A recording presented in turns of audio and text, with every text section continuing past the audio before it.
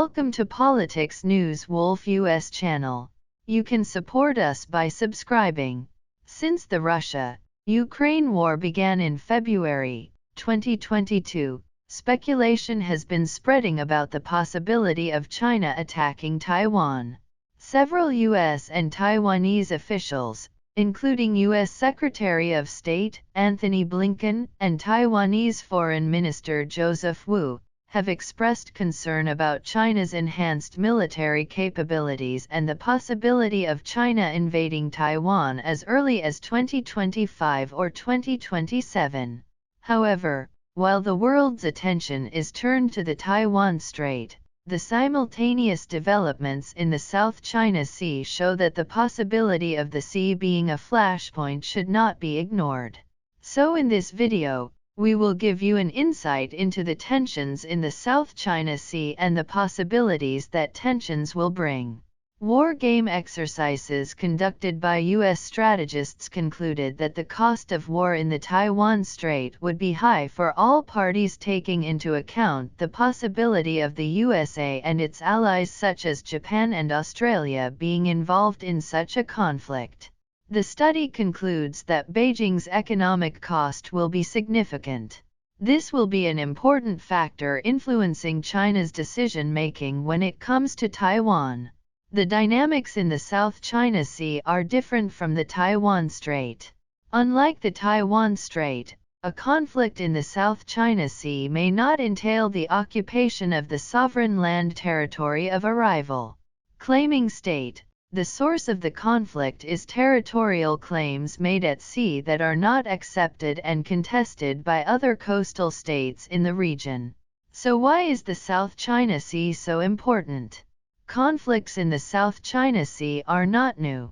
In 1988, the Chinese Navy sank 3 Vietnamese ships off Johnson Reef off the Straits Islands, and the Chinese Navy ships confronted a Philippine Navy warboat off the Straits Islands in 1996.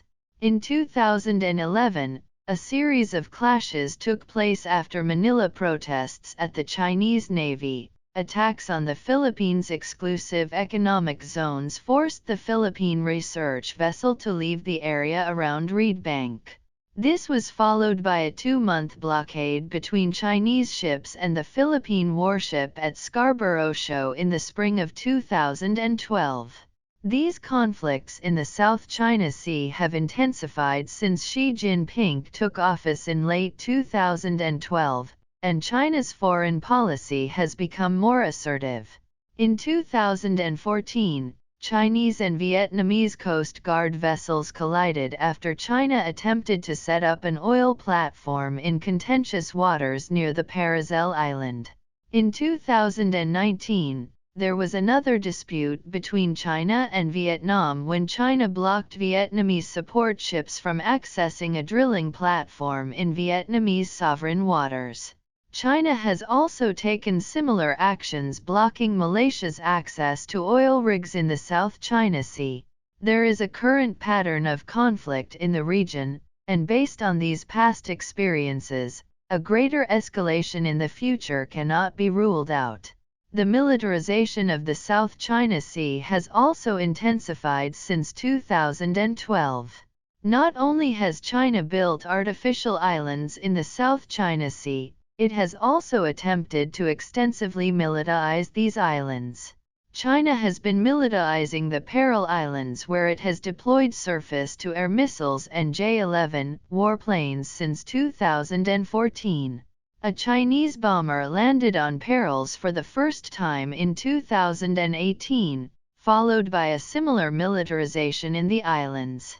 In 2022, the head of the U.S. Indo-Pacific Command stated, "The China has fully militarized at least 3 of its artificial islands in the Spratly Islands."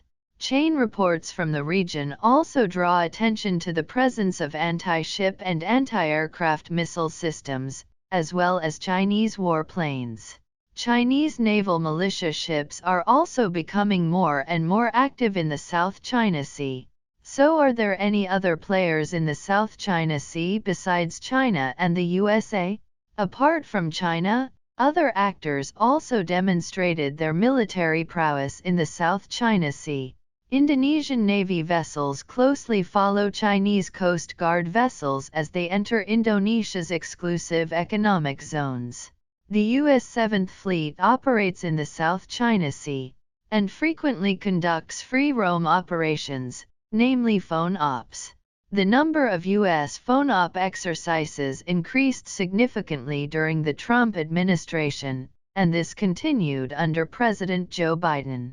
For example, in 2019, the United States conducted at least 9 phone op exercises in the South China Sea, sailing within 12 nautical miles of islands claimed Oregon occupied by China.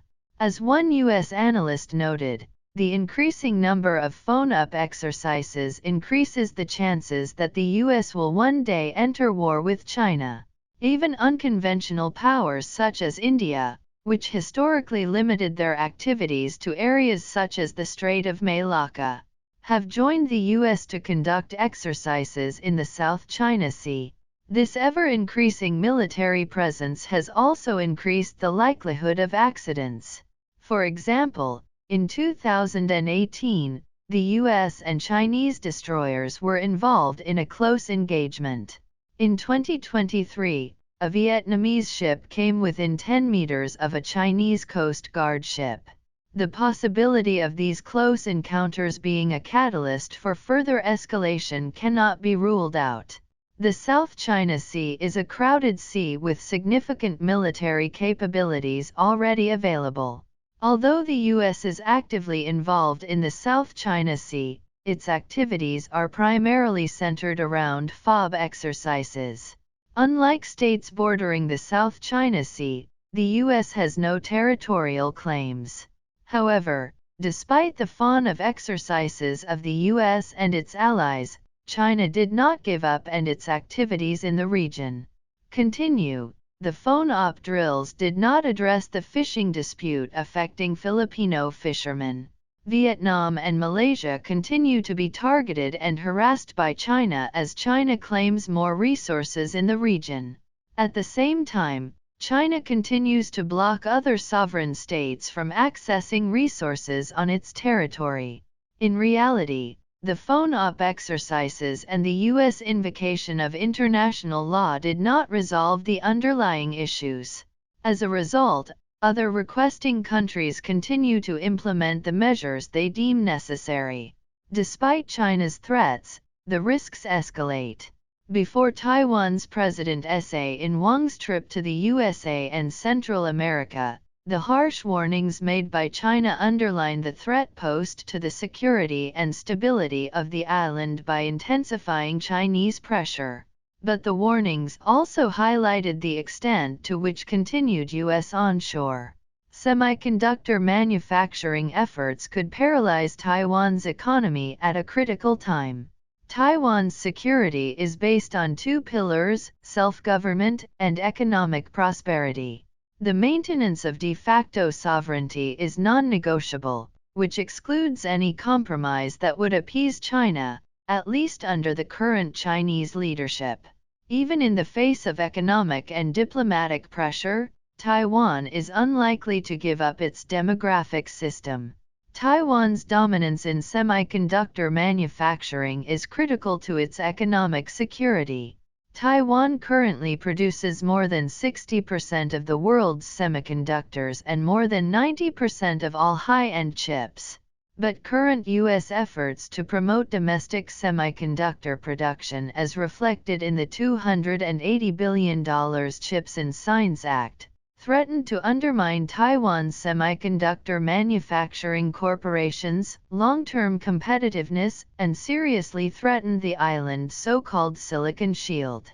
The semiconductor production move in the U.S. has caused tension in Taiwan. TSMC founder Morris Chang recently backed the Biden administration's imposition of extensive export controls to hold China's production of advanced chips. But Chang says he doesn't understand why management wants to move production from its efficient Asian facilities to the U.S. Past experience, extensive militarization, and the limited impact of U.S. efforts to address the underlying problem are crucial factors that could determine the future geopolitical trajectory in the South China Sea, indeed in a crowded sea where every actor is willing to put forward their claims.